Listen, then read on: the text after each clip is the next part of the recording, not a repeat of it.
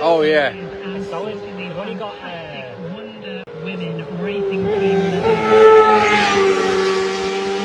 I went out on the side of one with my friend up at Derby. I went in the passenger. I lasted about a lap and a half and thought, nah, it was mental. Yeah, well, my timing was a little bit off, so every time I went for a handle to change my position, he'd brake and it'd throw me, and it just, I think I needed some practice.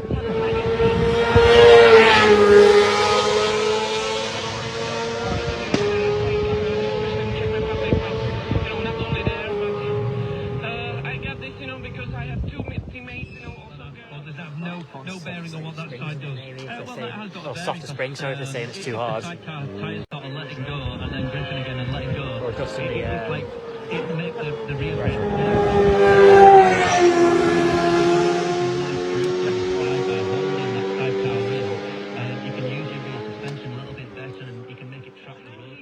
communicating as you're going round. How is that for you? Is there any rules to having no communication really. We had a bit of a communication Oh. issue on Monday night that's now been known I don't know. And yeah, it's all good. We're just re-gelling again here. It's not like short circulating.